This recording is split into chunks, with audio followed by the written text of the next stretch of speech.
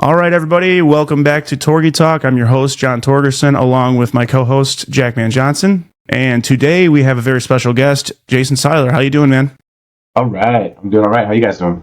We're doing pretty good. Tired, as we just said. Yeah, we drove my world. 8 hours there and back, and within 2 days. So yeah, we're pretty gassed. Yeah. Slept in today. That's all I can say. Yeah, Jack, Yeah. I can't hear you that well. You can't. Oh, let me turn on my gain. How about now? There you go. We're All good right. now. Please Cool. tell me you at least stopped at a Cracker Barrel on the way there. No, we didn't. Honestly, we were planning on stopping at like a Waffle House on the way back, but full disclosure, I was extremely hungover, and I said, "Just fucking drive." so we just got we got back as fast as humanly possible. Nice. Yeah. But so you're a comedian and full-time artist, right? That's true. Artist for Mad Magazine. Yeah, Mad Magazine, among many others. Yeah. How did that start? How long have you been doing art? Well, I've been doing that my whole life. Okay. I mean, ever since I was a little kid. My dad's an artist. Did you go to school for it? Musician and sorry. Did you go to school for it? Sort of. I long story short, I started working professionally when I was 15. Oh wow. And by the time I was 20, well, from the ages 15 to 25, I was, working as an artist and musician. Played a lot of bands, toured the country, put out albums, did all that kind of stuff. Wow. And then when I was 26, I basically got a partial scholarship and a grant to go to the American Academy of Art. And I was already working as a professional. Like I already started working for Time Magazine and a bunch of different. I worked on movies and different things. Shit. And but I thought that I was like I was really stressed out. Yeah, I can imagine. 1-year-old baby, and I was trying to make it as an artist, but I thought maybe if I took some classes that would help me to be faster, and it didn't. But I went for a couple years, and then I realized I just needed to focus just on my art, so I quit and I just went full speed ahead. Okay. And yeah, I mean, I've basically been. So what was the first job at 15? At 15, it was like, it was like, it started off as like small commissions. Like I'm from North Wisconsin originally. So, family members or different people would be like, hey, can you do a drawing of a bunch of deer for us or something? So I would just like, draw like deer or ducks or, I started with, lots of cheese. I just did lots of cheese. It was so much cheese, blue cheese. But yeah, I just, I kind of started that way, and then it eventually built into like a lot of private commissions. I mean, at that time, I remember I would spend like weeks on a drawing, and then I'd get like $100. Okay. For something I spent like 40 hours on. Yeah. So, but that's how you start. You just keep building and building and building. But yeah, it's been a long road. Yeah, So- I mean, shit. How old are you? 47. So you're so you've been look younger. Oh, wow, yeah. Okay. Yeah. But yeah, so since It's the baby blood. what's your favorite type of art to do? Like, like watercolor, paint, pencil, digital? Yeah, I don't know, man. I guess so all the Mad Magazine ones, those are all paint, right? No. Or are they digital? No, I'm a traditionally trained artist. Like so I self-taught myself, and then I work with oils and watercolor, acrylics, everything. I think my favorite thing would just say is just drawing, like because I do that digitally and traditionally. I just love to draw. I love painting as well, but when it comes to editorial type work or anything having to do with film or books or posters or anything like that, I always work digitally because the deadlines. Just to give you an example, almost every huge publication I've ever worked for, including Time Magazine, Rolling Stone, whatever, usually 2 days tops is typically how much time I have to do a painting or a cover. Okay. Some like Mad Magazine gives me a little bit more time, but typically that's around the average of when. Like I'm starting a cover that's due Tuesday, and I haven't even gotten the brief yet, but I'll get it sometime today. It's for a magazine in the UK, and then I have till I think some like Tuesday midday to have a final cover. Okay. How much creative freedom do you have with like the magazine stuff? Do they just give you like you said you get like a briefing and all that kind of stuff? Like, do you get like full creative freedom to do anything, or do they give you a rough idea? It depends on who the client is, because like for example, the Week magazine, it's a political magazine. I do a lot of stuff for. Right now I do 2 covers a month for them, so it's every other week I do the cover, and they're like a tight ship. Like they have several art directors and different people, editors and so on. And so they come to me with a very thought out idea of what they want. And then I have like certain parameters I have to work in. Like there's always going to be a title in one spot. There's always going to be a place where they have the mail barcode thing. And so you have to kind of design around that. And then there's a certain creative freedom when it comes to like maybe something in the maybe I'll come up with something funny or funnier or maybe a different way of telling the story, but they basically come with what they want, and it's different. Like some publications will come to you with an idea, and you might have a better idea, right? Or they'll come to you and say, "Hey, we don't really have an idea." And then they'll give you the article, and then you'll read the article, and you'll be like, I don't have an idea either. Because sometimes it's like, sometimes it's frustrating. Like, that's happened a lot before, many times, where someone contacted me, and they're like, hey, this is what we want. Or like, this is, we really want your work and your style and everything else. But they have no direction. They have no whatever. And then you're wasting so much time trying to figure out what is going to make them happy. So that can be kind of crazy too, because there needs to be somebody that has an idea. Yeah. But it's never, it's always, it's never like the same thing. Every client, every company is different. Some people are so picky and precise, and sometimes it just feels like you're, like I feel like I rarely get to do art for myself. Like that's something that's just really I don't have time for, really. Right. But I try to put myself into everything as much as possible. Even when it comes to doing comedy and everything else, like, I really try to like put that into the work a little bit as much as I can. Things are changing a little bit now, but like the last like 8 or so years, there's been such a pushback because of the wokeness that's been going on. For sure. And, and me I mean, I do a lot more than just caricature illustration, but you wouldn't believe how insane the world got when it came to caricature.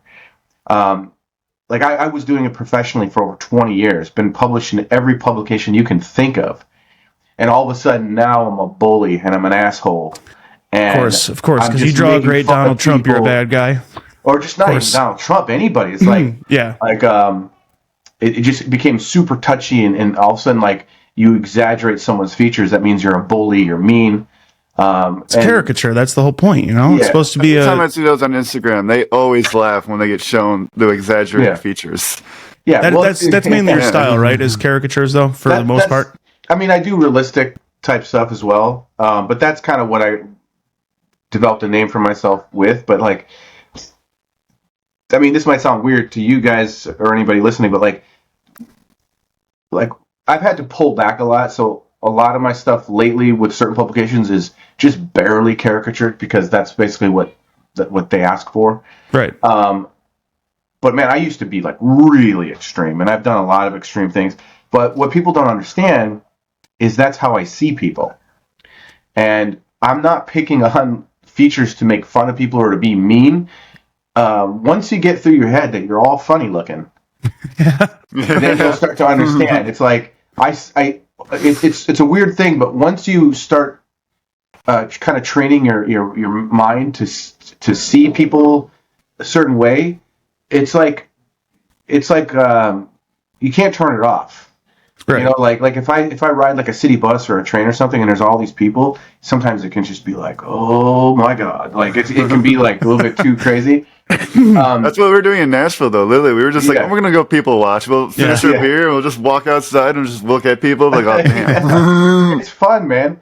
And like, but it also I find that caricature is the most honest art form when it comes to portraying people, because and this is why I think there's such a connection and draw with my comedy and that sort of thing. And people trust me, when I started going hardcore in my comedy, I had a lot of fans just not happy with me doing comedy and telling me I should just stick to my day job. And there's a lot of backlash. comedy's not a day though; it's a night. So. Exactly. But Nice. yeah. But you know, it was. There's a lot of people that don't understand, but I see an insane connection, a clear connection between what I do as an illustrator and comedy. And I've always sort of been a comedian. Before I took my first step on stage, I was already doing comedy in many ways. I was writing it. I was in bands performing, and there's so many times where I was on stage, packed out rooms, and I would make the audience laugh a bunch of times, to the point where my bandmates were like, "Tune your guitar quick so he stops talking." But like, it's just always been there. But like, I realized actually, someone asked me like a while ago, like, do you think there's a connection between your art and the comedy? And I was like, I don't know. But then I started thinking about it, and I realized that like my style of comedy is very, I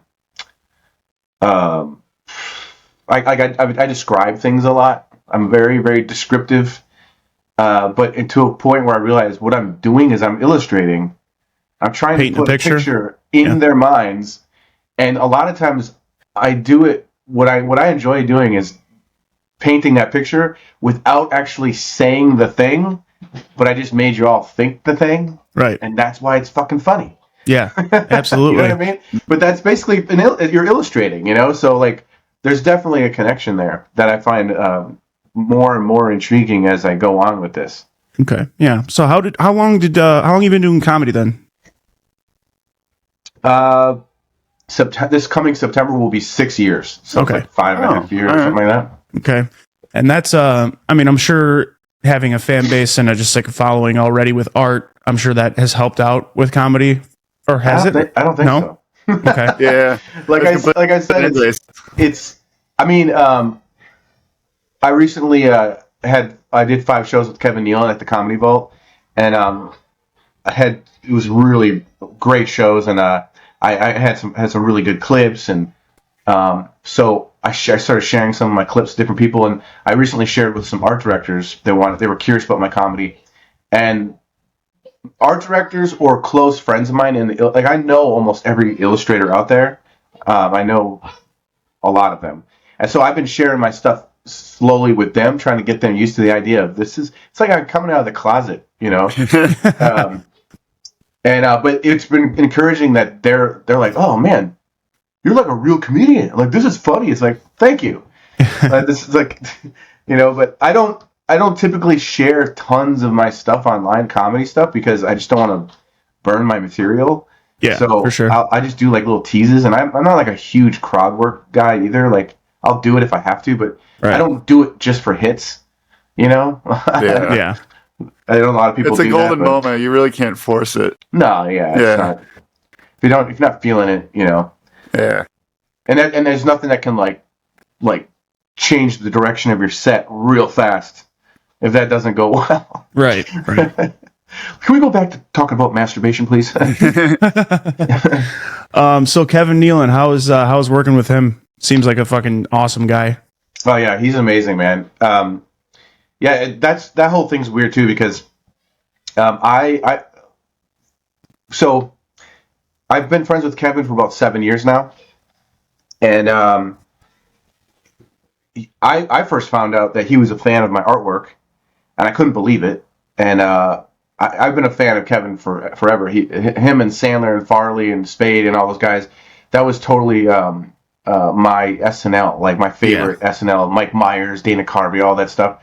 And, you know, so I found out Kevin Nealon was following my work, and I never realized, holy crap, he's been liking and commenting on my work, and I didn't even realize it. And I think he contacted me first, if I remember, and I couldn't believe it. And so we started like just texting each other, like just type, just text like Instagram, and then eventually he gave me his cell phone, and then we were just like texting each other for quite a while, sending dick pics and stuff like that. But then and then eventually, one time he said he was going to be in Chicago, but mostly we just talked about art. Yeah. And he knew my interest in comedy, but I didn't really. I started doing comedy around the time, like shortly after we became friends, a year or so maybe, and but never once, like I never tried to send him things. I was just like, whatever. It's just he knew I was interested in doing it, and he was always like, you should try it. Yeah, it'd be fun. But that's all at first. And one time he called me and he's like, hey, I'm going to be in Chicago. He was playing in Tinley Park or something like that. And he asked to come to my apartment in Chicago and hang out. So that was weird the first time because like fucking Kevin Nealon is at my house. And I told my wife, like, what if it was like a fan page you were talking to the entire time? Yeah, I know. And I was like, don't ask for pictures or anything. I don't want him to feel weird. Like, so, but he came and my wife made him coffee, and he played with my toddler for a little bit, and then we went to my art studio and we just hung out in my art studio for like 2 hours, talked about art, a little bit of comedy.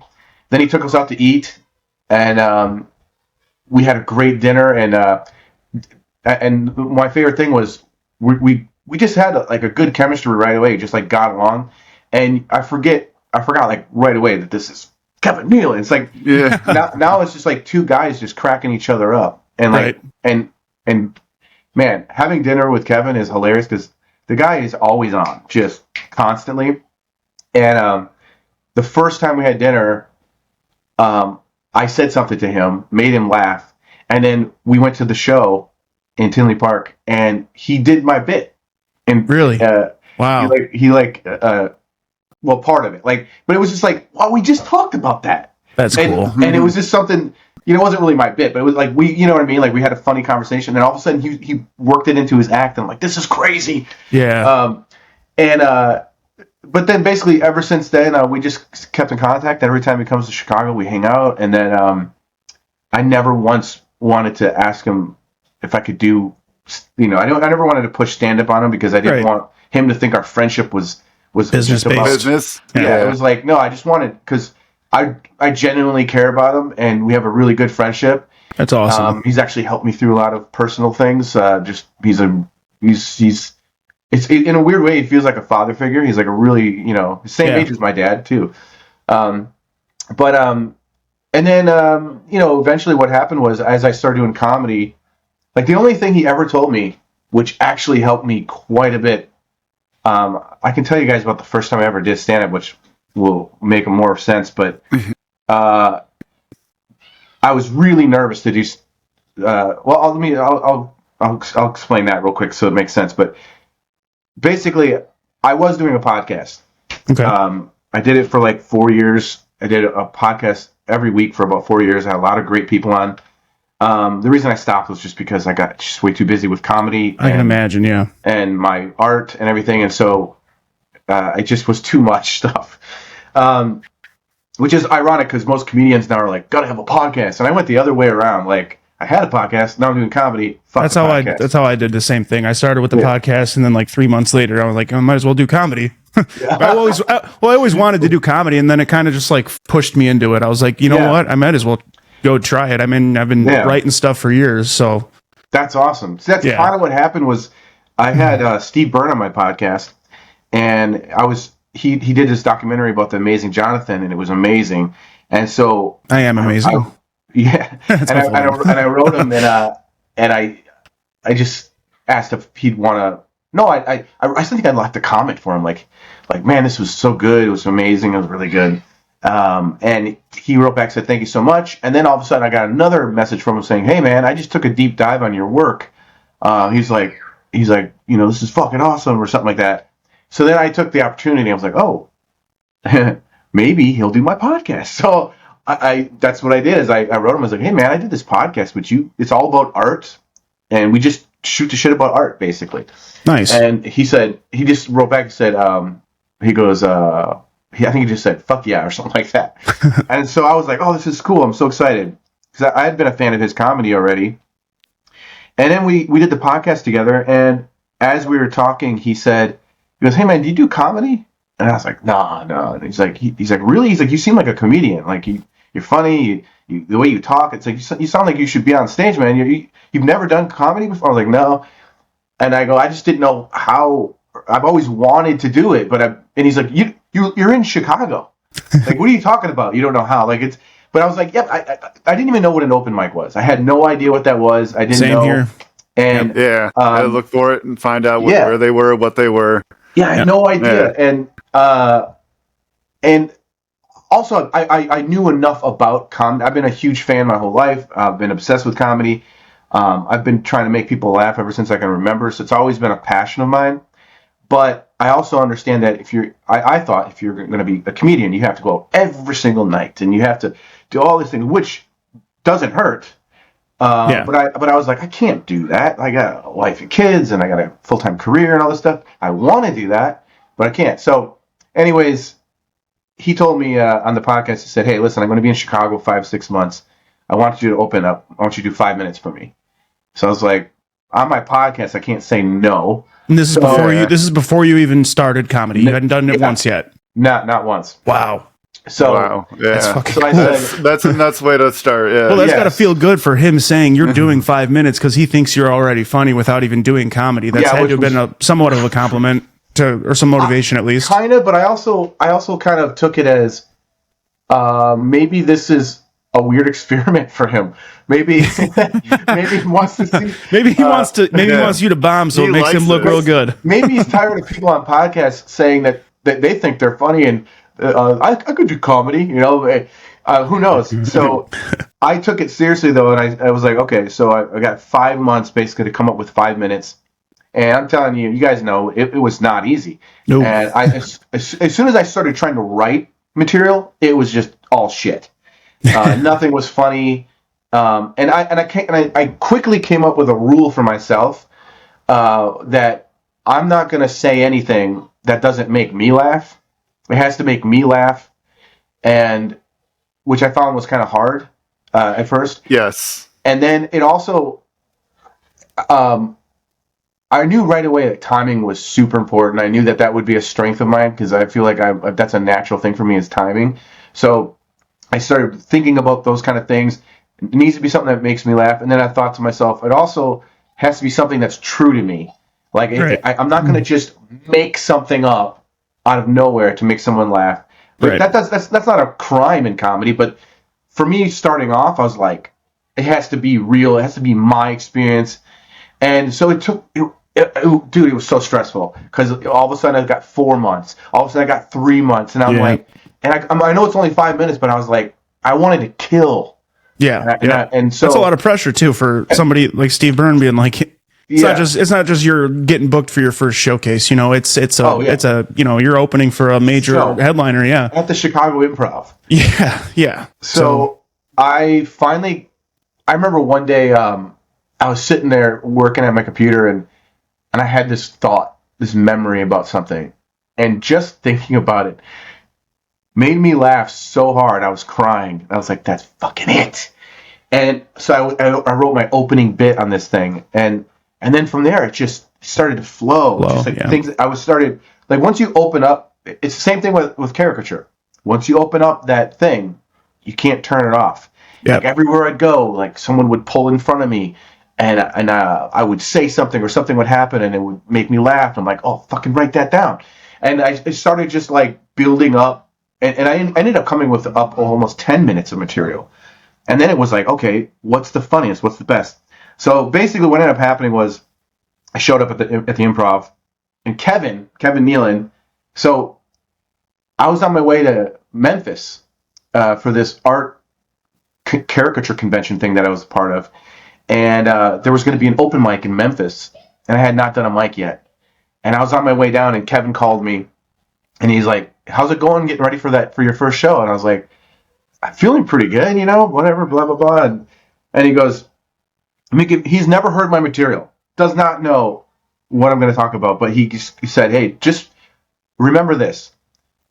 Walk up there as if you've done it a million times before. Have the confidence. Don't let anybody ever know that you're not confident. Go up there because they can tell right away. You got to carry yourself as if you've done it a million times." And he goes, "And then when you get that laugh, don't just go to the next joke. Hold that laugh. Wait on it. Soak it in. Own it." Yep. That's what he told me. And I was like, "Oh, okay, cool. That's awesome. Thanks." So I did my mic in Memphis, and I did 7 minutes. That's the first time I ever did stand up. And I killed. Awesome. And I was so pumped. I just couldn't believe it. I'm like, "Oh my gosh, I did it!" And they were all laughing. And they were laughing when I wanted them to, and all this. Then I came back to Chicago, and it's like only 3 days before the improv show, and I do a mic at this. It's on Halstead. I can't remember the name right now. It's on Tuesday night open mic. It's like an Irish pub. I used to go there all the time, and I'm blanking on the name. Jokey Okie or something like that. I don't know. Anyway, it's not the greatest mic, but because all the comics, nobody laughs ever. Yeah, you just all sit there like this the whole time. Who's this guy? Oh, So I go to do that same set that did great in Memphis. I do it there and just eat a bag of dicks. And now I'm feeling like I'm terrible, and I don't know what am I doing. Like, this was the worst feeling ever. Like, I feel like you feel foolish. You just feel like now I got to go open for Steve Byrne. Yeah. So I show up at the Improv, and I get there. Joe Cagallan is hosting, and there's this other comic there. I can't remember her name right now. And Steve's late. And so I explained to them, like, what's going on, like, because they're like, "Who are you?" And I'm like, "I did a podcast, and Steve said I should do 5 minutes." And they're like, "Okay." And then the manager of the Improv comes in, and he finds out what's going on, and he's not into it. He was not, and he brings me out to the stage. And again, Steve has not showed up yet. I've never met him in person yet. He brings me on the stage, and I'm like, "Holy shit, dude!" Like, it was kind of scary, just like, and he was like trying to explain to me where the light was, and I was like, "I don't know what you're talking about." I didn't even know what that meant. I had no idea what the light was. Oh God! And he had explained to me what that was, and I'm like, "Oh, okay." By the way, I never saw it during my set. I never saw. So, then Steve shows up. Oh, and by the way, the manager was like, he's like, "Yeah, this is not cool." He goes, "We don't do this. We don't just put people up." Right. And whatever. He goes, "Steve must like you or something, but we don't do this. This is not okay." And now I feel like... Yeah, now you're fucking... Yeah, now you're even... I feel like... And Joe Cagallan was like, so cool. He's still a buddy still to this day. And he was just like, "Hey, man, just go have fun. You're going to be great. Just have fun." And then I told him, I go, please, when you bring me up, like, don't let people know that, like, this is my first time. Like, right, yeah. He goes, "No, I wouldn't do that to you. Don't worry." And then Steve gets there, and he goes, "Hey, man, just go have fun, just have fun. It's going to be fine." And I'm like, And so Joe goes up, does a few minutes, and then when he brings me up, he's like, "This next guy, he's all over Chicago, does colleges, does all..." I'm like, "What the fuck are you talking about?" He gave you the exact opposite of what you were... He's like, he's all over the place. He's great. He's funny. He's like, "You're going to love him." And now I'm like, "Oh, I don't even know." Like, yeah, set the bar too high. Now I'm seasoned. Fuck. Dude. And then I come out, and I do the rookie mistake of, I walk out there. I did the confident thing. I walked out there, I grabbed the mic. I knew to put the stand behind me. I always have done that. I don't know where I got that from, but I grabbed the mic stand and put it behind me, and right away the lights were so bright. I couldn't see the crowd, and so the first thing I said was, it's really bright in here. And it got a laugh. It got a laugh right away. And then I just went into my material, and it was an amazing experience that I'll never forget. I still have the recording, and sometimes I listen to it. I did really great, and like every joke landed exact. Kyle Allen was there, by the way. Okay. Yeah, Kyle was just on 2 weeks ago. Okay, he was there because the night before I practiced. No, sorry. No, he wasn't there. This was a year or so after I opened for Steve again. That I'm getting them mixed up now. That's a different story. Okay. So no, Kyle wasn't at that one as far as I know. But anyways, every joke hit. It's like an orchestra, like just every joke hit where I was intending it to. And then I got all these in between. You know how you get those laughs where you don't know until you get up on stage? Yeah. You're like, oh shit, I didn't know that was funny. Right. And then they tell you, like, oh, that's funny. And then eventually you start working that shit in there. But it was one of the most amazing experiences ever. And I get off stage and I cannot stop grinning. I'm just like, and the comics in the back were just looking at me like, what the, like, dude, that was great. And then after the show, Steve came back and he goes, I said, did you see my set? And he goes, yeah, that was pretty good. And then he goes, maybe next time don't open with a masturbation joke. and then he asked me if I would like to do the next few shows during the weekend. So I got to stay on and do the whole weekend with him. Oh, that's fucking awesome, dude. Ever since then, every year he comes by, I open for him, and the last couple years I've been featuring for him. Wow. Nice. This last year I hosted for him. No, that was the year before. This year I just opened. I just did it. He gave me a spot. So it was the first couple years were guest spots, and then I started getting a paycheck, which it's the coolest feeling in the world that like it went full circle that way. Yeah. But that's basically how I started. Just got pulled right in. Yeah. And I couldn't stop after that. Right. So I went from that high is addicting. That laughter, exactly. That's addicting as hell. But then going from that to now I'm going to hit the mic, starting at the bottom, being like, oh, this is kind of shitty. Yeah. That's why if you can get a couple of comics to laugh, that you know it's going to do good in front of normal people. Yeah. Like if that's how I gauge most of it. Like if I can get a couple comics to chuckle, I'm like, all right, I can try that at a show. Yeah, but sometimes, I almost feel the opposite in a way, like because us as comics, we're a bunch of degenerates, like, and you know what I mean. Like sometimes, if I'm working on a new bit, and I know there's something there, but it's not quite 100%. But I'm getting comics in the room that I respect, like those comics. When they're laughing, then I'm like, okay, I'm onto something. Yeah. But I find that the only time I've ever really, really, really bombed bad has been at open mics. Yeah. Which I don't really care about. But I find that like as long as there's an actual crowd of real people, it's always great. I always have a great time. For sure. The energy. It's just better energy. But there's crowds also that are just like, what's going on here? Oh, that Nashville crowd. You want 15,000 people booing you? Yeah. I have had bad experiences like that, but you just... I can just picture Kevin Nealon when he's giving you your your prep speech, just Happy Gilmore when he says, so you put the quarter in, go in the carousel, it goes up and down and around, circular with the flow, the music. That is kind of how I said it. That's great. What are you quoting Happy Gilmore and me? Dude, I had a weird Kevin. So I've opened for him 15 times now.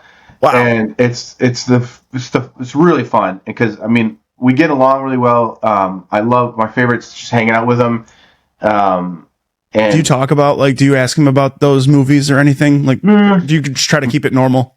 I mean, as normal as you can, I guess. He kind of brings stuff up to me sometimes. Okay.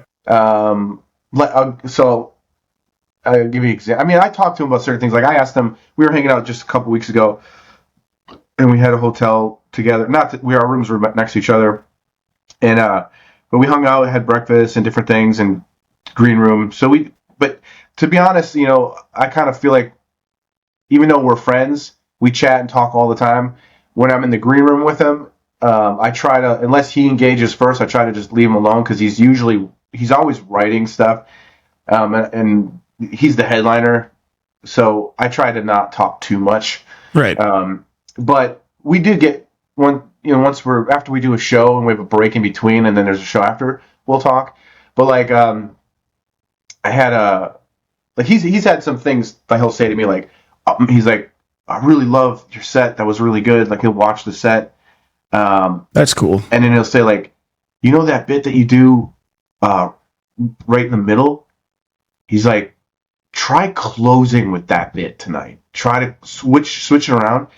And so I listened to him, and it crushed. And I was like, oh, dude. So he didn't, like, he didn't, like, give me, like, you should change what you're saying. He's like, just move this bit here. And he was right. And I was like, God damn, how did I not see it? And so that was cool. But then one of the, funny Sandler kind of moments was, so I had opened for him a bunch before, Zanies, a few times, the Comedy Vault and different places. But then we did the City Winery together. And I love the City Winery. I've opened for Michael Rapaport there and a few others, and it's a fun room. I don't know if you've been there, but like, it's a pretty cool space. The only thing that's weird is people are sitting eating dinner, and the tables are going like vertically away, so they're kind of sitting sideways eating. Second, that's a little strange, but it's a great venue. And so first night I go up with Kevin. And that's the thing. The thing with Kevin too is he doesn't like to do things like a normal comedy show, like have a host, like an opener, a feature, and then him. He just wants feature and him. Okay. And so, like, the club will bring me up, Jason Seiler. Hopefully they say Seiler because a lot of them say Seiler, which pisses me off. Seiler, yeah. I said it the first time, too. Yeah. It's all right. But so hopefully and I always try to make sure you say Seiler, please. But they bring me up, and then I bring up Kevin, and it's funny because he's very particular. He doesn't want you to be like Kevin Nealon, and he wants it to be like, just say, hey, you guys have been great. Enjoy Kevin. Okay. Kind of like just nonchalant. Just casual as hell, yeah. They came here for him, yeah. Yeah, so. And then I just walk off, and then he has this music he likes to come up. It's pretty fun. He's a cool dude. But we did this City Winery thing Thursday night, packed. I mean, I don't know how many people fit in the room, but it's a lot. And so it was packed. And I had one of those sets where I felt like fucking Bill Burr. I just felt like I'm a real fucking comedian. Like, this is great. Like, I was killing, and it was just amazing. And it was just like, you're just like high, You get off stage, Kevin high fives me. He was like, that was awesome. And I'm just, dude, feels so good. And get to the back of the room after. Kevin was like, we had a great talk. He's like, that was great. Now we have another show Friday, and I can't wait. Now I'm pumped. Friday's going to be really awesome. I mean, Thursday was great. Friday's going to be awesome. Doing the same exact set. And it's painful even thinking about it. But I get up there, and first joke. Nothing. Bombs. Well, not even bombs. Just nothing. Yeah. Silent. And I'm like, is this thing on? Like, nothing. And I keep going. And I'm like, dude, are you working? And I keep going. I'm like, oh, dude, they fucking hate me. Isn't that wild? They're same room, same room, set. Next day, same set. They just want, I knew right away. They just want Kevin. They're like, who the hell is this dude? Don't care about him. And I got to be up there for 15, 20 minutes or whatever it was. Jesus. It was the longest. It was just not good. And even the bits that really kill, it was like just little butterflies of chuckles. Just here and there, little sprinkles. But I'm like, it was the most embarrassing. I wanted to get off stage so bad. And it's probably important in that situation to stay, right? I'm right. Yeah. If you got a 15, 20 minute spot, I'm sure you have to stay up there, right? I got it. Well, I'm getting paid to do it. And true. Exactly. And, so I do my closer bit. It killed the night before. and I'm getting nothing. And I'm like, and that's the thing too, is I got to be, Kevin wants me to be clean. I got to do clean material. So I'm like, I can't go out like this, man. So I do, I end with me getting penetrated. I end up with a me getting pegged joke, basically. That kills. Of course. That's what they wanted. That's what they wanted. They wanted to hear about me getting pegged. It's a Friday night. It's the blue collar people coming off of work on their Friday night. Like, we're gonna get shit faced and watch some dirty comedy. And you're like, what the hell is this clean shit? Yeah. Well, see, here's the thing. I'm clean, but I have a lot of filthy stuff. But it's like I say it in a nicer way. I'm like not swearing. Basically, he doesn't want me to swear, and he doesn't want me to use certain words. But I mean, my material was still pretty adult. But it was funny just to be able to come off that way and be like, I'm like, oh. And then so here's the thing: is I get off stage, and I walk by Kevin. This is so painful. I walk by Kevin, and he just looks at me, and he goes like this. He goes like that, like, oh no, like what the fuck was that, man? Oh god. And then here's the thing: he goes, he walks on stage. I just got this is obviously what it is. Is I'm there to lube up the crowd and whatever. It's all about him. So you got to get out of your head. Yeah, I'm telling myself this, and anyone else is like, you got to get out of your head. It's not your show, right? But it's really hard because we got a lot of pride, and we got a lot of, we care about what we're doing, and it's a great experience, and everything else. But I'm standing there backstage with the curtain, watching the crowd just receive him, and just the excitement and the roar and everything he says is just. And I'm just like, I want to die. And I go back to the green room, and I'm just like, oh. And so I come back, or he comes back after the show, and he gave me a hug, and he goes, I can tell you were beating yourself up, and he goes, it's not going to be better until the next time you get up. So get up as soon as you can. Yeah. And you'll feel better. And I'm like, man. He goes, hey. The other night, I was opening for Adam Sandler in front of 10,000 people. This is how he's relating to me. And he goes, and I bombed. I didn't feel like I did very well. So happens to me too. And I'm like, I do not believe that you bombed in front of 10,000 people. But I thought it was sweet and nice that he said that. But the worst though was the sound guy comes in, and I think I've done the CD Winery like maybe 10 times. So he knows me, and he thinks I'm funny, and he's enjoyed my sets. He comes back there, and he goes, bro. He goes, that was painful, man. Oh, boy.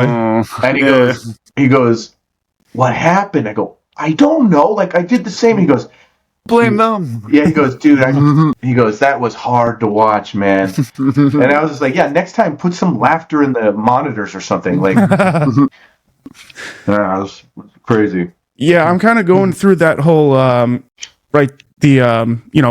kind of focusing on the fact that it's not my show. I actually just found out recently, I'm doing a show in Humboldt Park, and I found out that Dane Cook is actually headlining it. Damn. Yeah. That's awesome, man. And he was the first comedian that I really listened to. I had every album on my iPod. He was like, the biggest comic in the world for 10 years plus. And then I'm just like, I was blown away. I found this out yesterday morning. I said yes to the show like 3 weeks ago. And then Greg posted the lineup. He's just posted the poster. I looked at the date. I'm like, wait a second. No, I messaged him. I'm like, you fucking serious right now? He's like, yeah. I'm like, holy fuck, dude.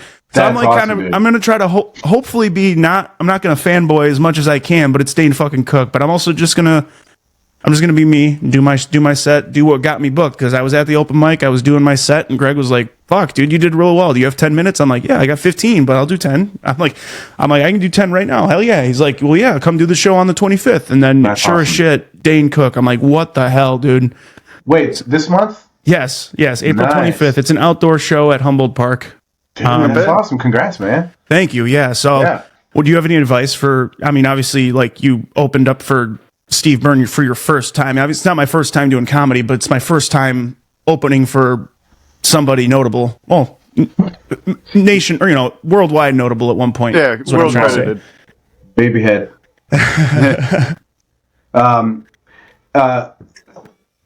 I mean, my advice to any comedian out there for anything is, I mean, first of all, if you're getting up there, I'm not one of those guys that I don't talk shit about other comedians. There's a lot of that going around. Yes, there's a lot of clicks. I don't care about that crap. And I'm there to do my job. When I go to, I enjoy hanging out, and I love watching my friends getting better, and even people that were so terrible at one point, and you see them work hard, and then they get a great laugh, and I get excited, and I get proud of them, and I produce a show as well usually every month, and so I'll try to book some of these people too, just to should give them a chance and whatever, and so I'm all about that part of the comedy. But I wouldn't consider myself to be in a place of, I know how to give the advice of how to be a comedian. What I think is, and I think I heard Rob Schneider say this once, and it stuck with me. Also, I think Jessica Kirson is one of the funniest comedians in the world. And she's very funny. Yeah. I learned so much just watching her live. Yeah. What I tell people is, you know your material. Don't do something that you've not done before. Stick to the script. Keep to your shit that works. Be confident, but don't forget the most important thing. Be funny. Yep. Yeah. But what Rob Schneider said that stuck with me was, be ridiculous. Be ridiculous. I think sometimes we forget that we're supposed to be hilarious. Yeah. Yeah. So you got to be hilarious. And I can't tell you how many times I've gone on stage, and I don't know where this comes from, but I'm sure you can relate. I personally been going through hell. There's been a lot of bad things going on in my life lately. But I've been going on stage a lot. And it's been really weird because there's the last few shows, even the 5 shows I did with Kevin, I didn't feel like doing it. I was and he was like, "This is gonna be good for you." But something happens when I get on stage and grab the mic. It's it just all stops. Yep. 100%. And now I'm not the same person on stage. You know what I mean? It's this other part of me that comes alive. Inner ego, yeah. It is. It's this different thing where my mind changes. The way I think changes. Everything changes. That's why I tell people too, how do I get into comedy? What do I do? I'm you got to just get up there. You can't just sit there and write material and think that you're a comedian or think you're funny. You have to get up there and you have to do it because something happens. You get put in that position. It's like fight or flight type of a thing. It's one way to think about it is this. You have wings. Maybe you don't know that you have wings, but you have wings, and you're not going to be able to know if they work or not until you jump. Unless you jump. Yep. So you just I mean, I don't know about you guys, but every time I'm about to go up, I'm nervous. Oh yeah, every single time. Yeah, yeah. But I don't let people know, and I just, when I first started, it's like that feeling. You're just like, oh shit. And then you grab the mic and they're like, give me that dick. Okay. When I first started, I always wear my Apple Watch every day, and my Apple Watch would go off and say my heart rate is over 120. I know it is. I fucking can't breathe right now. And this was just at open mics, my first 10, 15 times. And then that calmed down a lot for sure. But yeah, no, I'm always very nervous before shows. And I'm nervous thinking about how nervous I'm going to be just to even meet Dane Cook, let alone open for him. But I'm going to rise to the occasion. I'm very excited to do my. He seems like a really nice dude. Yeah, yeah. My 10 minutes right now has been crushing every room I've done it in. It doesn't matter what the age group of the crowd or anything. I also just recently found out my like comedy voice. Like I talk a lot about my kids and being a dad because I got two kids. So everybody loves that material. So I'm like, all right, well, I'm going to lean into that and, hopefully just. That's the best. It's just free material. You got two kids, right? Four daughters. Holy shit. So it's free material walking around, So speaking of that, how do you find the balance between, I'm just trying to balance comedy and being a dad because I'm off of work right now from an injury. But when I go back to work, I'm going to have to balance comedy, podcast, and being a dad and work. So how do you balance it with, you're busy as hell with art and comedy now too. Well, it's all about your priorities, right? Like, right. For sure. Kids are number one for me always. One thing that I'm struggling with is that I have a lot of opportunities right now. Yeah. Like Kevin says, if I can get out to California, he'll put me up on the Improv and different shows. I've got friends in New York that are going to put me up, they said they could probably pop me into the Cellar. Sweet. And different things like that. Like, cool. But I just want to go to New York and just hit a bunch of shows. I don't care. But there's different opportunities in different places. I've got connections in Austin. And I want to just give myself a little time. Like, just let me go for a couple weeks and let me do this and that. But I just haven't been able to because life, family, and to me, family comes first. Absolutely. Kids, family, and everything else. And so I try to work in my comedy when I can. I can't go to Mike's every single night. Yeah, neither can I. So what I do is I try to go once a week, twice if I can. But if I have a show or shows, which I've been having more shows than Mike's. I've been having shows almost every weekend for a while now, which is great. Yeah. But the weeks that I have shows, I don't do Mike's, which sounds a little like, shouldn't I get up and practice? But it's like, I already... You know what you're going to do. I know my material. Yeah. Sometimes I'll throw in brand new bits because I'm excited about it and I think it's going to do well. And so far I've been lucky with that they've worked. But that's kind of a scary thing to do. But that's kind of the way I do it. And I kind of like that way. You got to gamble a little bit. Yeah, it's exciting. You're on a high, exactly. Yeah. You win a little bit, and you're like, all right, let's gamble with this one. If not, I have still more to do. That's gonna win. Yeah. But that's. I think the main thing is, I try whenever I'm home, I try to be super dad. You know what I mean? Like I try to be the best husband I can be, the best. Like I'm always cleaning, doing dishes, taking care of the kids, doing whatever I can. The worst thing you want to do is try to be a comedian, spend all this time doing your art, which is my job, and then just sit on the couch and not do anything. Like that's not going to be good for anything. So I try to make sure that I'm consciously proactive and I work on things, and but it isn't easy, and I try to I'm always working on bits, and it's really frustrating because I have so much material right now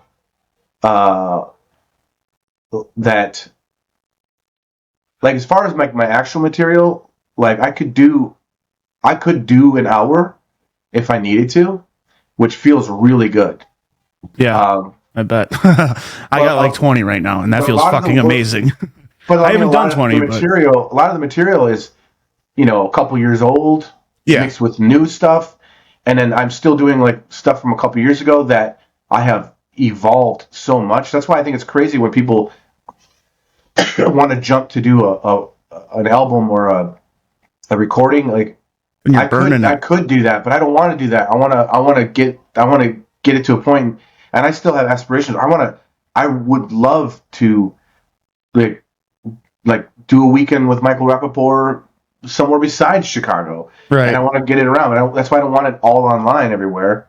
And so I have enough material where I feel good that I can come up with a different set every time if I want to. But I have so much material right now that I'm working on that is,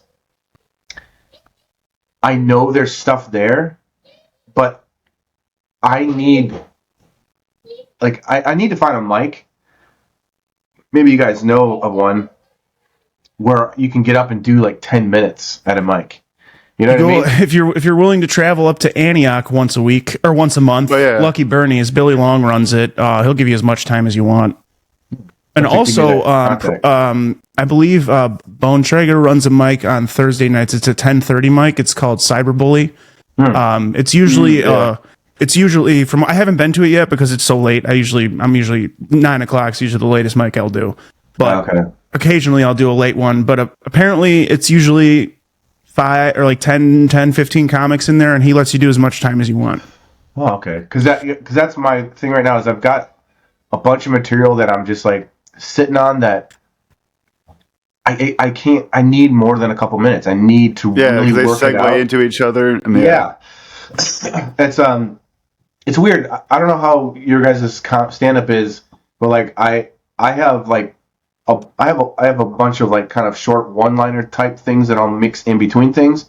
Okay. But a lot of my stuff is more of a story setup with punchlines. And I've never had enough time to really get my stories out there, so I've always had to stick to that punchlines and short story form.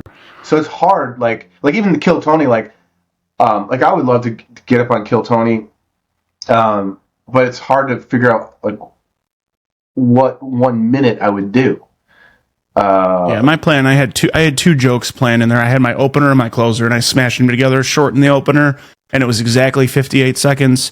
And I was so excited for the fucking interview because I had a really good story, because I got hit by a car at work. I was gonna fucking crush the interview. Like it was gonna be great. And but yeah, no, like that was like the biggest pressure. I'm like, what do I want to fucking do? Like something, on the edge. I'm like, no, fuck that. I don't want to try to be edgy. I want to just be myself and give. I think this episode of TorgyTalk is brought to you by Fat Candle Company. Yeah, that's right. You hear me talk about it every week. I burn a fat candle every single episode. It's a great product. They're candles inspired by men's cologne. So if you like men's cologne, you're going to love these candles. I love these candles. My wife loves these candles. You guys got to go check them out. www.fatcandlecompany.com. And if you stay tuned towards the end of the episode, I'm going to give you a special discount code that's going to save you 10% on your order. So yeah, like I said, go online, www.fatcandlecompany.com. Go check them out. I'm just oblivious to the legal document that I signed.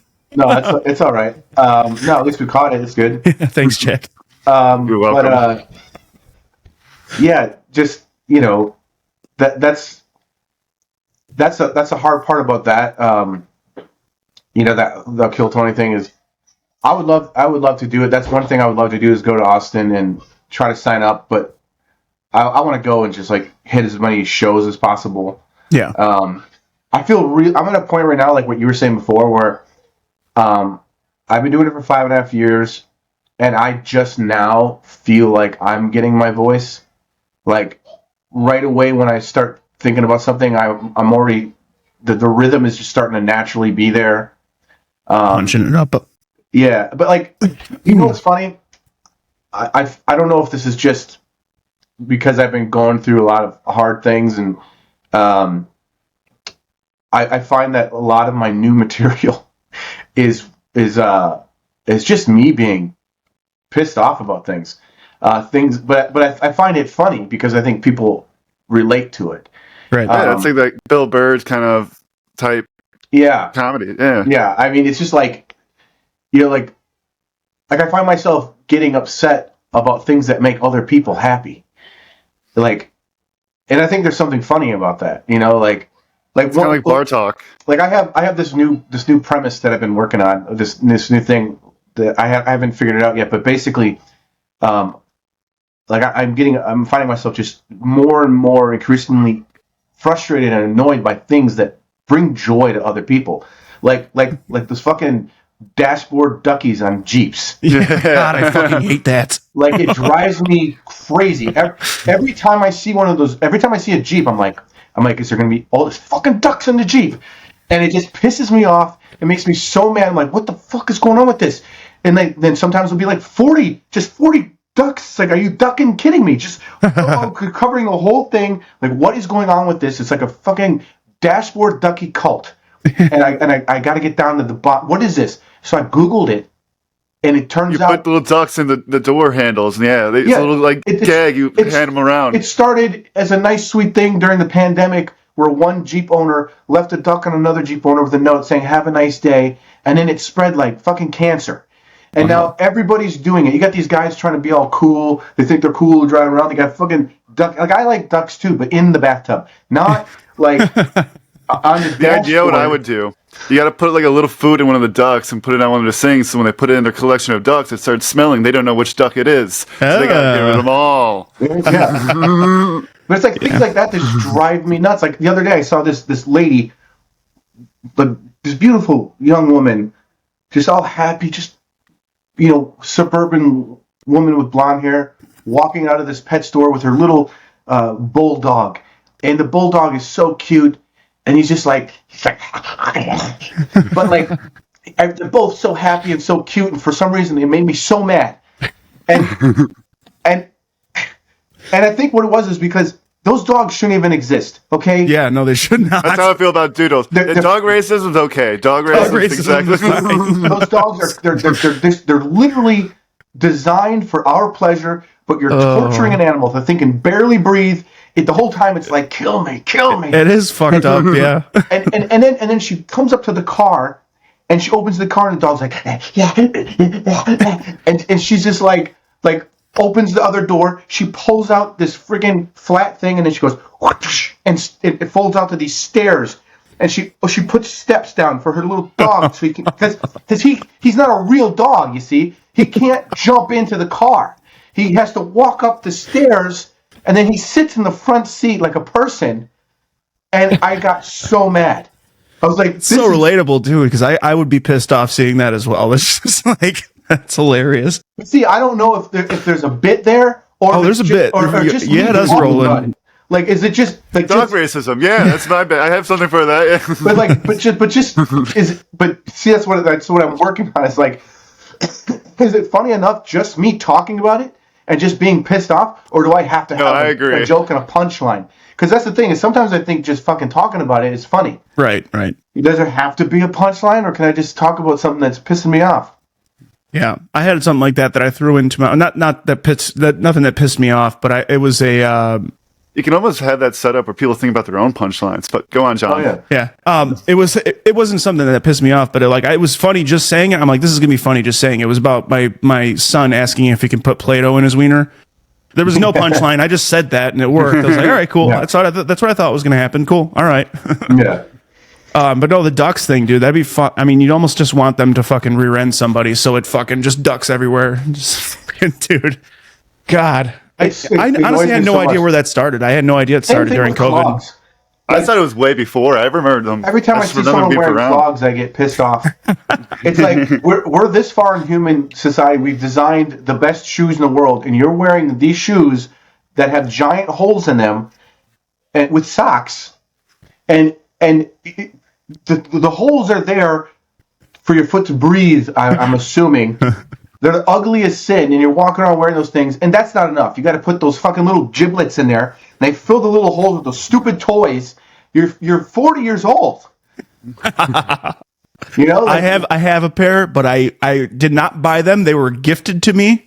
We had and I do not wear them in public. Christmas. The only time I will ever wear them is when I painted my son's room, and they're covered in paint. Now I can't wear them. Oh no. Yeah. It's just my brother, the one that gifted me them, he's got all the fucking widgets in there, and I'm like, dude, stop. I hate it. I'll write down the things that just like my phone is just filled with just weird things that I don't know if there's something there, but I just write it down. Yeah.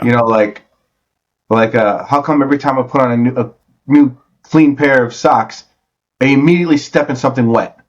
It's like just things that just piss me off.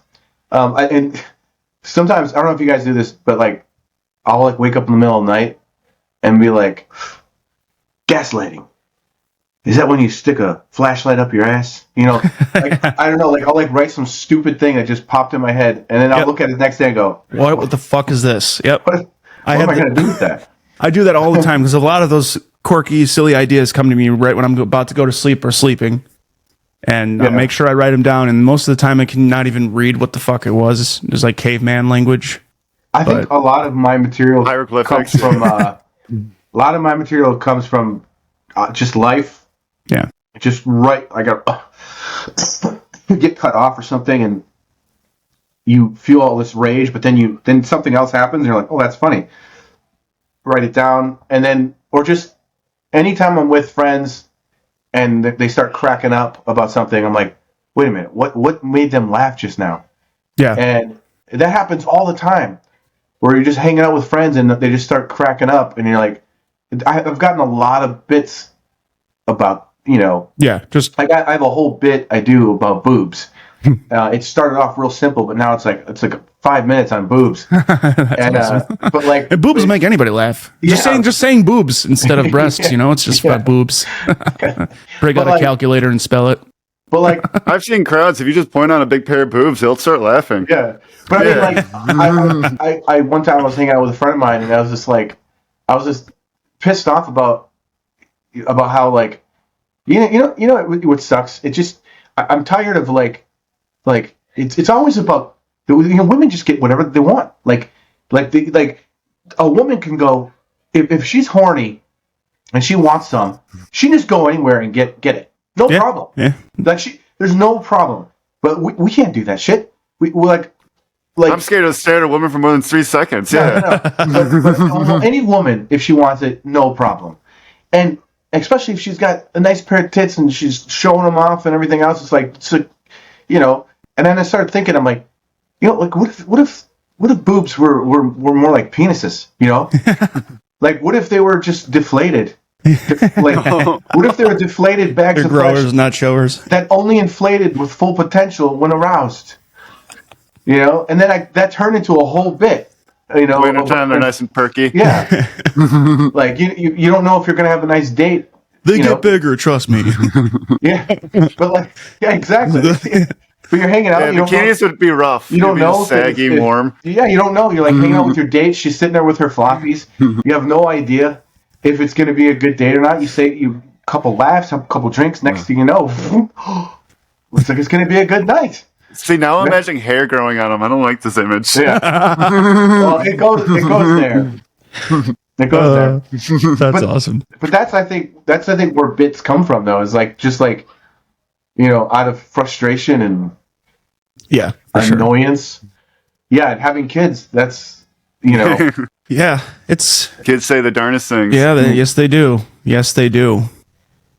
Yeah, that's for sure, man. I know you mentioned it a few times, Michael Rapaport. I saw on your Instagram. I keep bumping my camera. I saw on your Instagram that protest that happened outside his show. That's wild, dude. I mean, I know because it's his. People are protesting his stance on it, right? He's on, isn't he like recently a new Jewish guy, pretty much? Like he no. I read something on the line that said that he's always been Jewish. He's just like one of those. Has he always been Jewish? I don't know. I just tried to read up on it real quick before I jumped on, and obviously I read like a 2-year-old. Sometimes I call him up and I'm like, the weather's shitty, bro. What can you do about it? But no, I just think that he's been vocally just not afraid to speak what he believes in, and he's getting a lot of hate for it. Oh yeah, people hate him and they're angry. And to be honest, I don't know very much about the situation. I have not looked too much into it. Me neither. I mean, from my point of view with everything going on, like. I'm a person that cares about people, and I care about both sides. I care about especially innocent people, women, children, in Israel, Palestine. I care about them all. I don't want to see anybody killed, or hostages. Imprisoned, nothing. And I know that he's taken a huge stance against Palestine or whatever, and but his main thing, as far as I know, is freeing the hostages. Yeah. And for the longest time, our government didn't give a crap about it. The media didn't give a crap about it. And so, from my perspective, he was standing up for that. But I know he talk about it in his act? A little bit, yeah. Okay. But I was going to say, I was going to ask you if it's do you think it's necessary to I know some comedians have like a message in their act. You know what I'm saying? Like I don't know if I guess that would be a political message. You think that's like important when you get that type of fame to like continue that message? Or I can't see myself ever having a political message in my act ever, you know? Well, so what's really funny is I recently got that show you're talking about that was at the Vic. Mm-hmm. And I was so excited. I opened for him several times before, and I was very excited to perform at the Vic. It's my first time in a big theater like that, and it was beautiful. It was an amazing experience, and I was really nervous because I had... It's like a 1,000-seat theater, isn't it? Yeah. And it was pretty full, and there was he had an MC, and then me, and then he came out. And I was really nervous because it was the week of the election, and it was the week everyone voted. Okay.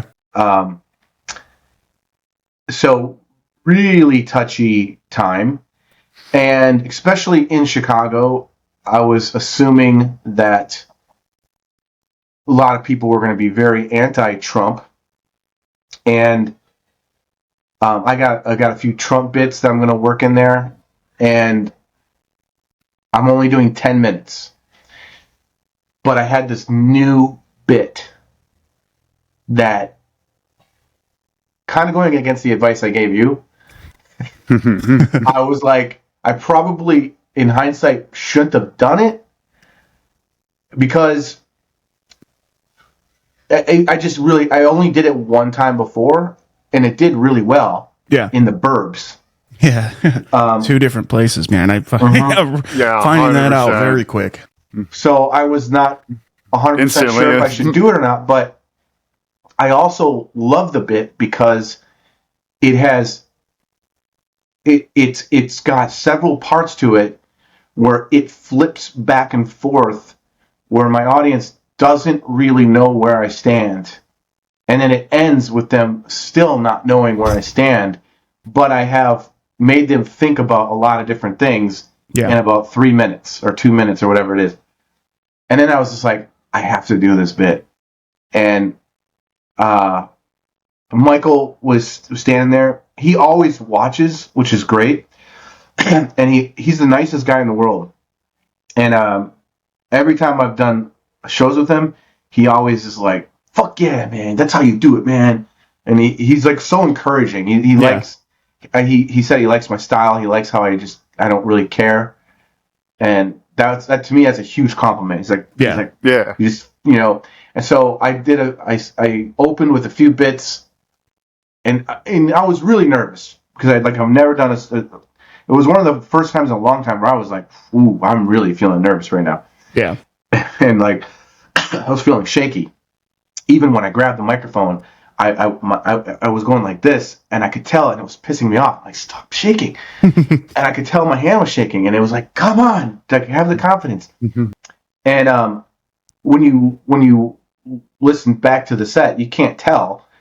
I went right into it, and I got my first few bits, I'm killing. And it was such an awesome experience because the crowd was so loud, and the laughter was just so big, and it was just like, this is powerful. It was exciting. The entire time you can hear the people outside protesting. The whole That's time. Wild, yeah. Even though we're in that big theater, outside. Yeah, I saw it on that video. You could hear it. Yeah. Yeah, you could hear them the whole time. Wild. And that'd be kind of scary, no?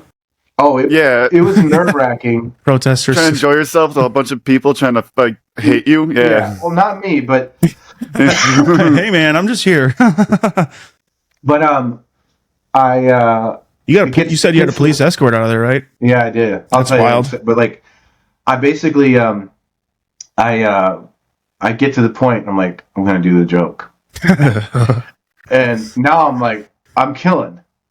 This could change the whole thing. And I still have 7 minutes left, basically. Oh boy. And I'm like,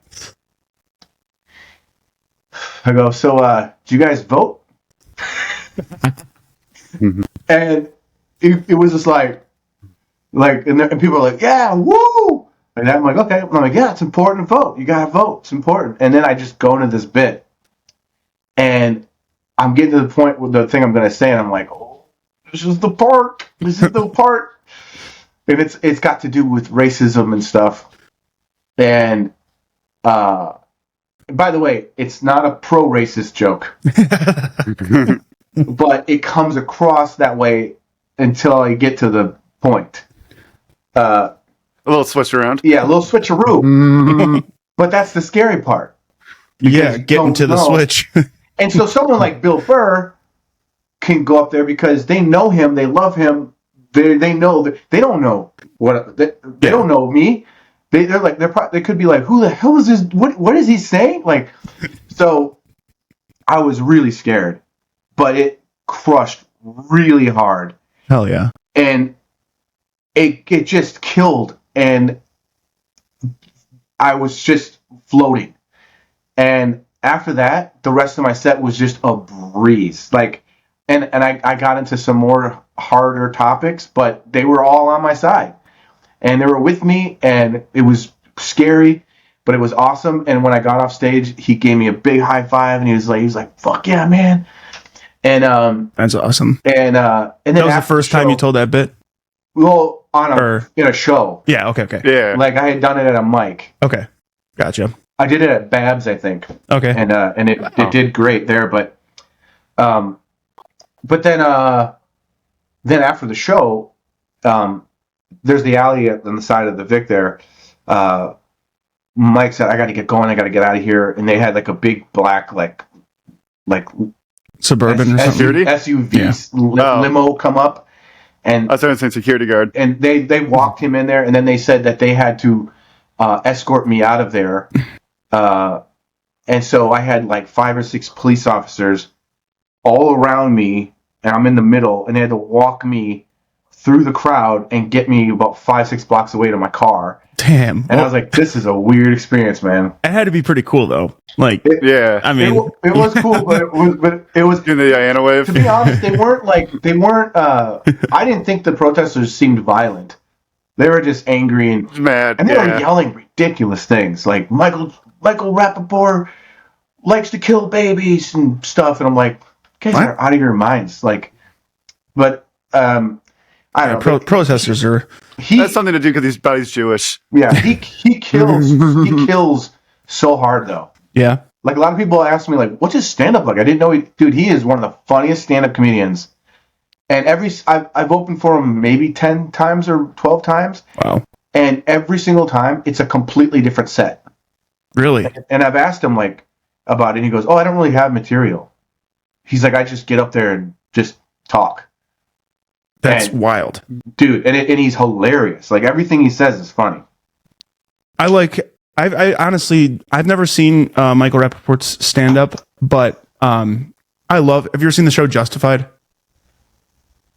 Sounds familiar. Yeah. Justified. It's with Timothy Olyphant. He plays Deputy U.S. Marshal. Michael Rapaport's in like season 3, I think, and he plays a redneck from Florida, and he's awesome. He's badass in that show, dude. Oh, I don't think I saw that far yet. Yeah, I have all 5 seasons on DVD, and yeah, they're great, dude. He's so good in it. I saw one show recently. It was a sci-fi show. I can't remember what it's called. Fallout? No, what's it? Fallout. It was Fallout. Was it Fallout? Yeah. And this robot gets killed and knocked over, and the helmet comes off, and it's Michael Rapaport inside. Yeah. I was like, Paratex him. Yeah, that was a great fucking cameo. Yeah, I was like, that's hilarious, dude. Yeah, like he plays an asshole who's just talking shit to the guy the entire time. I love it. He's so great though. Like he's such a nice person, and like he has a completely different online persona than what he's really like. Yeah. Well, I mean, props to him for sticking to his guns and sticking by his beliefs. Not a lot of people. I mean, especially with a platform that large. Not a lot of people have the balls to. I don't even know what my stance is. I just want to smoke weed and carry a gun at my gay friend's wedding. That's it. Yeah, that's all I care about. And same like you said, like I care about people. And I don't know, to get to that point to where you say something you believe in, and now you got fucking people protesting outside your show is just it's a wild thing to think about. And then for him, he's getting used to it, I think, because it's like every place he goes to is like that right now. Like, so. Yeah, that's wild, man.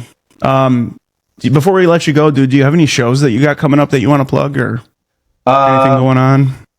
So, well, I do produce. I do a show called the Breaking the Law Show at the Law Office in Yorkville. Okay. And so I've been doing for 2.5 years or so now, and I do. It's usually every month, but because it's a music venue, it depends on when they have openings. So I don't know from month to month when the show's going to be, but okay. I always try to put on the best comics ever, and we have really great shows. It's a lot of fun, and it's a really great comedy room. Like the crowds are just every crowd that we get there is just unbelievable. Had a really fun show recently. Do you guys know Ron Hexagon? I don't think so. No. He is. That's a fun name, though. Yeah, I like that. He's hilarious. He's like this bigger guy that he has like this weird instrument that he sings these hilarious songs, and I had him on. I did a show at the Gauntlet with him, and he was so funny. So I booked him, and we had a packed out room, and it was a great show, so much fun. And then everyone left, all the comedians left. It was just him and I left over, and the bar was, there's a few people lingering, and then all of a sudden about 30 or so college students show up, and I said to the bartender, could be a bad crowd. Well, I go to the bartender, I'm like, hey, like, you want us to do, Ron and I are still here, you want us to do another show? And he's like, if you want to. So I got up there, grabbed the mic. I was like, hey guys, you guys missed the comedy show, but there's 2 of us left. You guys want us to put on a show for you guys real quick? They're like, yeah. Hell yeah. So they all come in and sit up front, and Ron got all excited, started setting up his instrument stuff again. And so I told him, I said, hey, I'll do like 20 minutes, and then you come up and just do whatever you want. And so I went up and did 20 minutes, mostly different than what I had done the show before. And I had so much fun because it felt so free. Because we already did a show, right? And now I'm like, I don't even care. Like, no pressure, yeah. No pressure. Just, and I just was up purely there, fun. Just had a blast, just cracking them up. And I think I went harder. And like, because it's college kids. It's like, they're used to. Yeah, if they're already loving it, they're gonna enjoy it. Yeah. And then Ron got up there and starts doing his songs, and it ended with like a dance fest, just like everyone's dancing and singing his songs. That's fucking cool, so much fun, and it was almost more fun than the actual show. It was such a great thing. So, but anyways, I do that. I'll have to come check one of them out for sure. And all right. And then Yorkville's off of 47. Am I right? Right? Yeah. Yeah, that's like it's kind almost of like playing field. Yeah. Okay. They got that big ass water park there, don't they? Yeah. Yeah. That's like their Dolphin Cove, right? I don't know. It's like pretty new, like within the last 10 years, I think. It's by like Sandwich.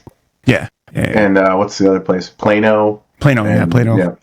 But the other show coming up, I just had like the last few months I had shows like every weekend. So I'm actually taking a couple weeks off for family stuff. But at the end of May, I'm headlining.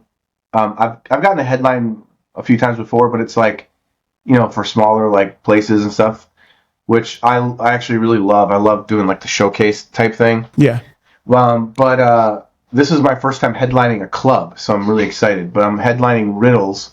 Oh, that's awesome. Riddles is a great room for the mic. At least I've never been to a show there, but yeah, it's a great room, great crowd. Crowd is always, even at the mics, they're very involved. They listen for the most part. Oh, that's good. Yeah. I'm excited about it, and they're letting me. It was funny because they contacted me and they said, "Hey, we really want to book you for a show." And I was like, "Oh, cool, that's awesome." And they're like, "Let us know some dates that are available." And I told them some dates. And they go, "Okay, we're going to put you down." And I was like, "Okay, great." And I was like, "How much time do you want me to do?" And they go, "Oh, we want you headlining." I was like, okay, sweet. So, and then they let me book who I want to open. And so I recently headlined at the show I produce, which I've never done before. I've always felt weird about that. Yeah, for sure. But you need the time. Well, I always put myself in the middle somewhere. In the last year or two, I do a lot of shows where I'm doing 25 to 30 minutes. So I'm used to that. And then the owner of the place is like, the last few shows that we had done, I had really great responses, and he was like, "You gotta headline one of these days. You should do it." And I was like, "I feel weird like headlining my own show," but they finally talked me into it. So the last show I did there, I decided to headline, but I was like, I want to challenge myself, and I want it to be a killer show. Yeah. So I got Ron Hexagon to open and host, because I'm like, dude, if he starts off the show with that music, and I mean the crowd's just going to be like excited and already silly, and because I mean, and I was like, I was envisioning it already, like this is going to be great.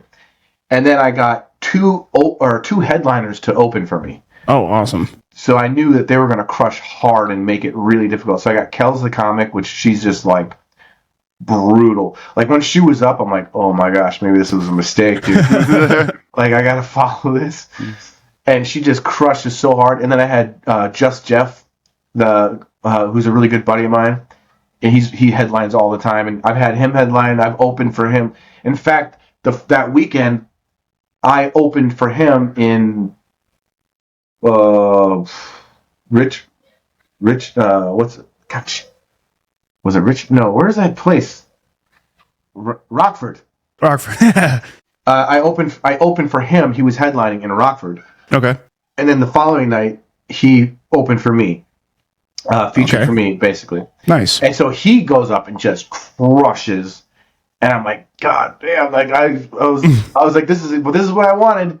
Yeah. And but it was great because it just gave me all this like fuel, you know. Yeah. So anyways, I'm having for the show at Riddles, I'm headlining.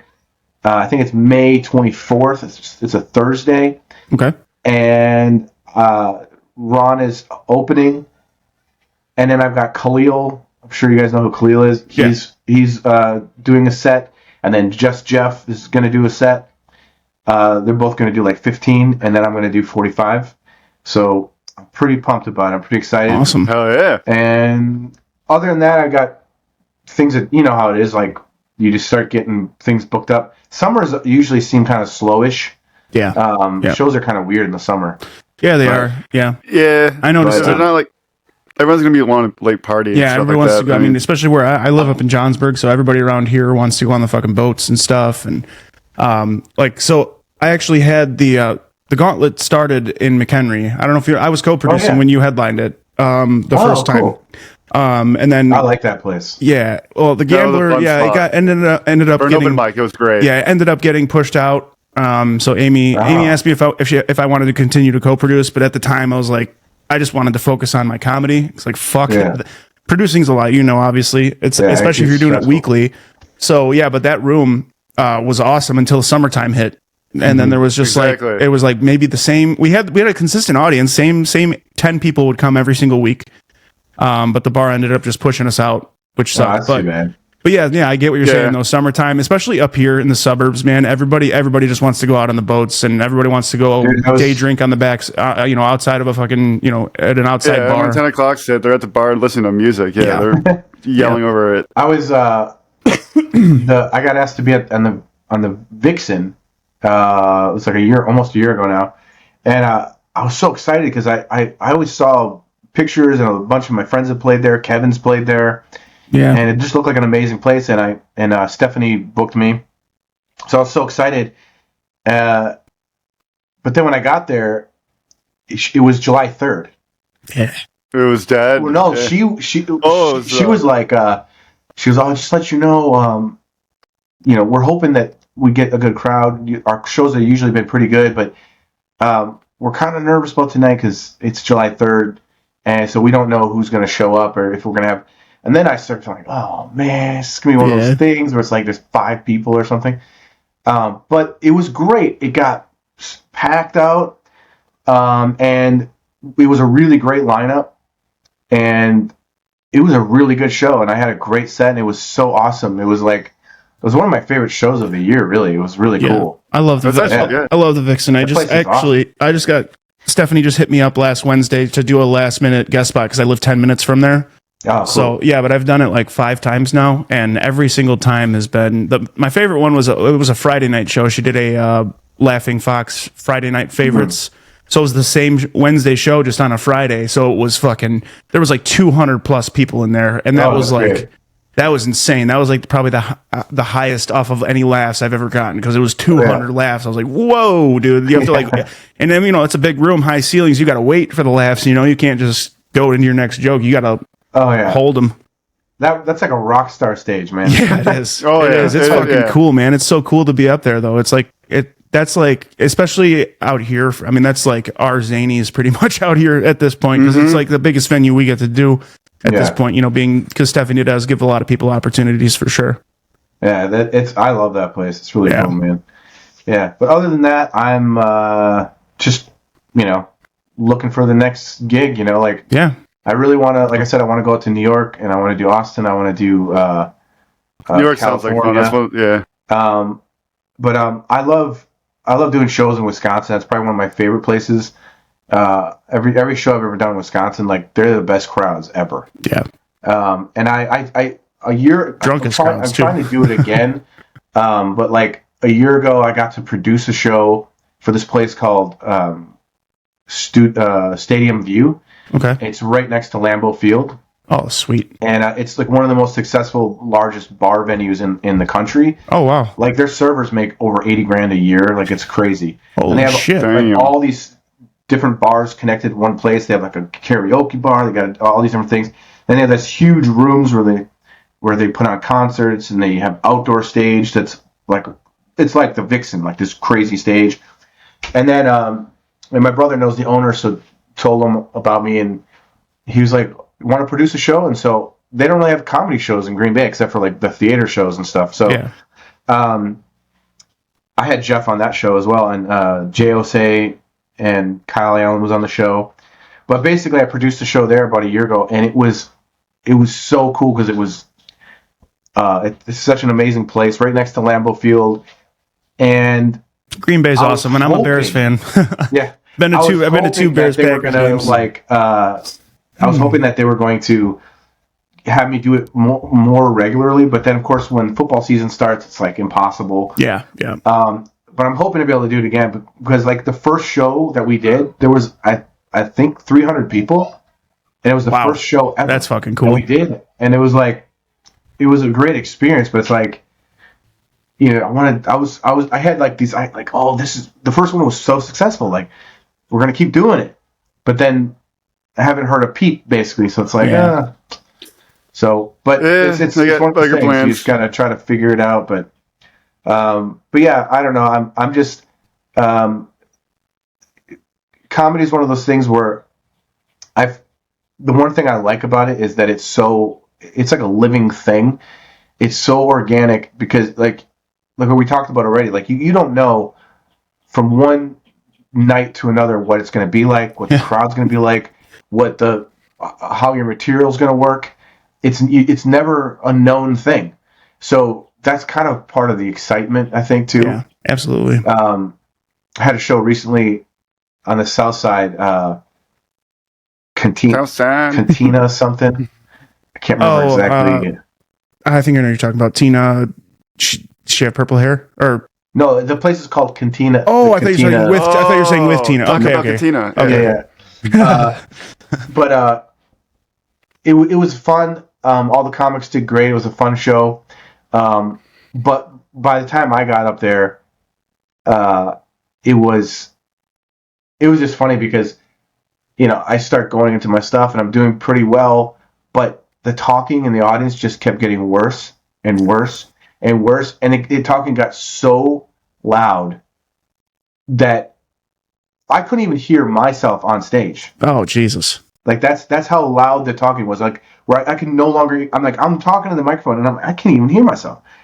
And I like blew up on the audience. Yeah. I just like, I wasn't like crazy or anything, but I addressed it, and I was like, I made a joke at first, and then I kept trying to go, and then I realized they're still talking, and then I got pissed off, and then I said, you know what, that's fine. I'm just going to start my set all over again, and I started my set all over again from the beginning, just for like a few seconds, just to kind of, and it actually worked. It got them to laugh, and then there you go. Yeah, that's.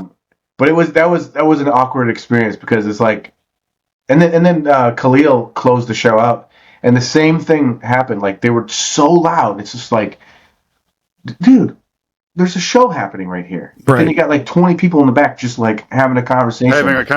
Yeah. It's nerve wracking. That's dashboard ducky shit. That's what that is.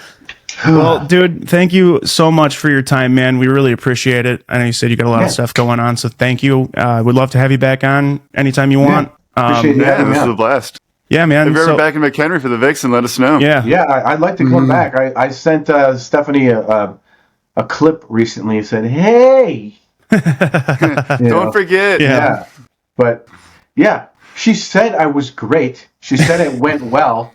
She said she'd be contacting me again. What happened, Stephanie? Did you lose my number? Shit. But yeah, dude, like I said, thank you again, guys. Follow him at Jason Seiler Paints on Instagram. And I'm just looking forward to seeing more of your paintings, and I'm going to come see you so I can see more of your material. I know you don't post a lot of it, but yeah, I don't post very much. Also, send me your material, and maybe we can do a swap or book. You can come on my show. Beautiful. Oh, yeah. Perfect. Yeah. Awesome, man. Yeah. Well, All cool. right. Yeah. Thank you again, dude. And thank you guys for listening, and we'll see you next week with another guest. All right. Thanks for having me on, guys. Thank you. Yeah, absolutely. Have a good one. All right. Cheers.